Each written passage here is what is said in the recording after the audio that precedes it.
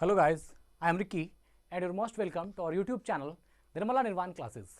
जैसा कि फिजिक्स चल रहा है और आज जो टॉपिक हम लोग पढ़ने वाले हैं चुंबकीय फ्लक्स, मैग्नेटिक फ्लक्स क्या है, इसको आज हम लोग समझने का प्रयास करेंगे कि मैग्नेटिक फ्लक्स होता क्या है। तो बेहतरीन चीज़ है, चलिए आगाज़ करते हैं आज की वीडियो का और हम लोग समझने का प्रयास करते हैं कि मैग्नेटिक फ्लक्स आखिर होता क्या है या मैग्नेटिक फ्लक्स कहते किसको हैं। ये मैग्नेटिक फ्लक्स सुनने से ऐसा लगता है कि ये मैग्नेट की ही कोई ना कोई चीज़ है या मैग्नेट का ही कोई ऐसा गुण है या कोई ऐसी चीज़ें हैं जो मैग्नेट से संबंधित है। तो क्या है इसको हम लोग समझते हैं और ये सही सोच रहे हैं आप कि मैग्नेट से ही संबंधित है।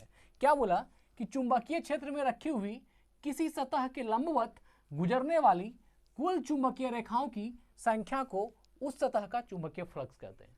सीधी सी बात है, चुंबकीय क्षेत्र में, है ना, चुंबकीय क्षेत्र जैसे मान लीजिए यहाँ फिगर, हम इस फिगर की बात करते हैं। यह जो आप देख रहे हैं बॉक्स के अंदर, यह एक क्षेत्रफल है, एक एरिया है और इसके अंदर जो ये लाइन दिखाई गई है ये चुंबकीय क्षेत्र के लंबवत, है ना, कुछ चुंबकीय रेखाओं की संख्या दिखाई गई है ना। तो चुंबकीय क्षेत्र में रखी हुई किसी सतह के लंबवत, चुंबकीय क्षेत्र में कोई दिक्कत नहीं है, यह एक चुंबकीय क्षेत्र है और चुंबकीय क्षेत्र में रखी हुई किसी सतह के लंबवत, अब यह एक सरफेस है, एक सतह है, इसके लंबवत ये लाइनें जो आप देख रहे हैं जिसपे हम टिक कर रहे हैं ये सभी क्या है, सतह के लंबवत हैं। मतलब कि जो सरफेस है और जो ये लाइन है दोनों के बीच का एंगल क्या है, 90 है, अर्थात 90 डिग्री है। तो यह लंबवत है। तो चुंबकीय क्षेत्र में रखी हुई किसी सतह के लंबवत गुजरने वाली कुल चुंबकीय रेखाओं की संख्या, चुंबकीय रेखा है ना, यह जो चुंबकीय रेखा है ना, मैग्नेटिक लाइंस,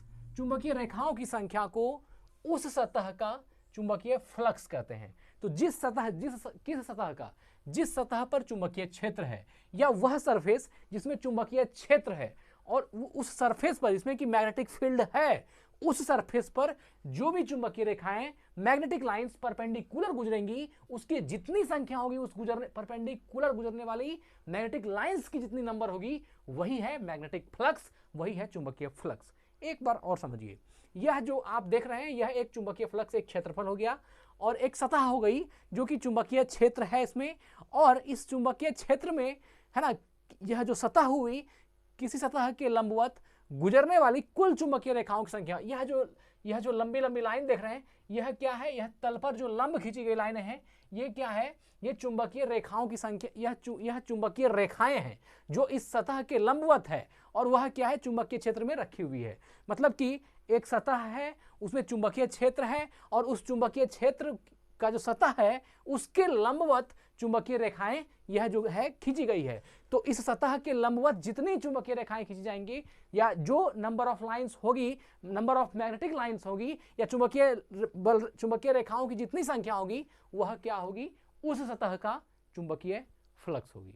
कहीं कोई दिक्कत नहीं है।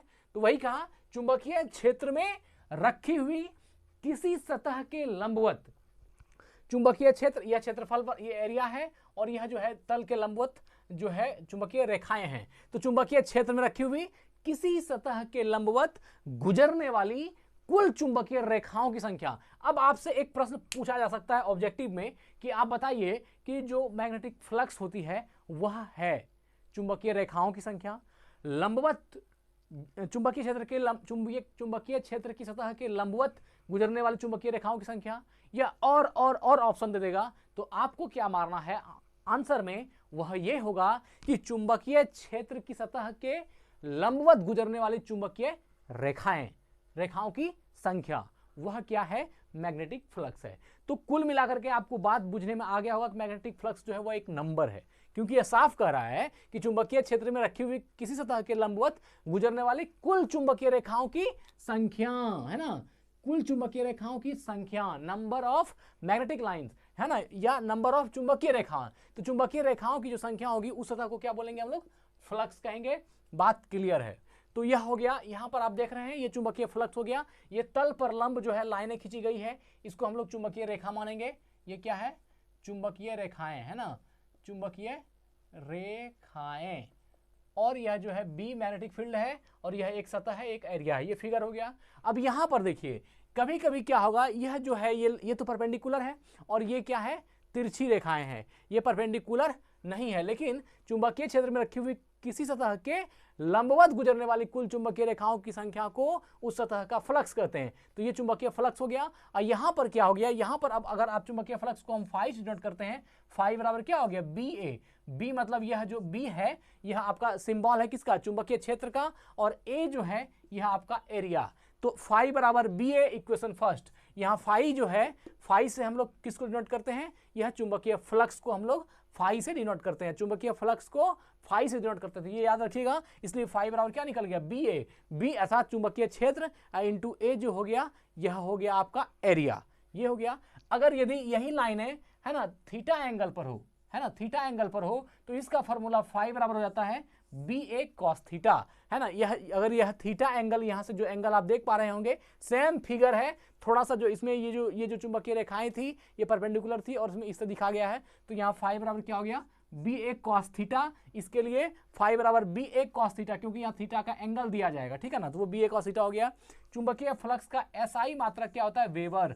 मोस्ट इंपॉर्टेंट प्रश्न है, बहुत ही ज्यादा एग्जाम में पूछा गया है। चुंबकीय फ्लक्स, है ना, मैग्नेटिक फ्लक्स का एसआई मात्रक क्या होता है, वेबर। चुंबकीय फ्लक्स का एसआई मात्रक वेबर है, तो डब्ल्यू से इसको डिनोट करते हैं, डब्ल्यू बी, वेबर, है ना, ये हो गया। लेकिन याद रखिएगा, वेबर तो सब जानता है, इसको क्या कर देगा, न्यूटन मीटर प्रति एम्पियर दे देगा ऑप्शन में, है ना, क्या दे देगा, न्यूटन मीटर प्रति एम्पियर।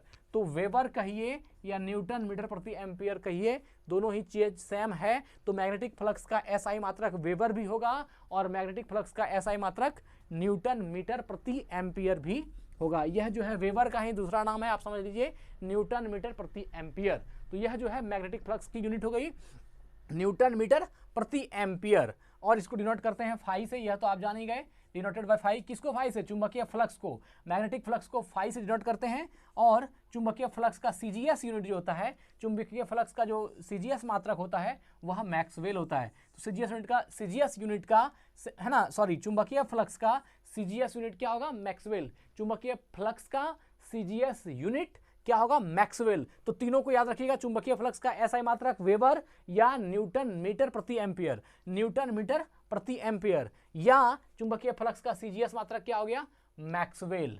अब देखिए यहां जब फाई बराबर बी ए कॉस थीटा हो गया, तो हम यहां से बी की वैल्यू निकाल सकते हैं। वही हमने लिखा बी, अर्थात चुंबकीय क्षेत्रफल क्या हो गया, फाई बटे ए। तो यह जो फाई ऊपर हो गया, ए नीचे हो गया, मतलब ये जो इस तरफ मल्टीप्लाई में था ये बराबर के इस पर आया तो डिवाइड में हो गया, तो बी बराबर फाई बटे ए। और फाई हो गया, फाई डिनोट कर, फाई से हम लोग किसको डिनोट करते हैं, तो फाई से डिनोट करते हैं फ्लक्स को, है ना, मैग्नेटिक फ्लक्स को। और नीचे एरिया, तो मैग्नेटिक फ्लक्स का एसआई यूनिट हो गया वेबर, और एरिया तो एरिया, तो चुंबकीय क्षेत्र की प्रबलता का मात्रा क्या हो गया, वेबर प्रति वर्ग मीटर। यह जो बी था, ये जो बी हमने यहाँ दिखाया था, ये है मैग्नेटिक, यह जो है चुंबकीय क्षेत्र है, मैग्नेटिक फील्ड है।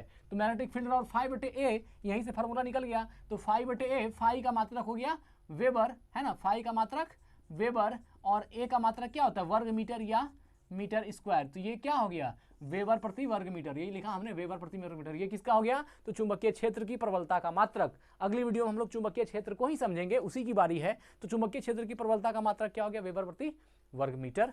तो ठीक है मित्र, आज हम लोगों ने समझा कि चुंबकीय फ्लक्स या मैग्नेटिक फ्लक्स क्या होता है। धन्यवाद, स्वस्थ रहें, अपना ख्याल रखें, जय हिंद।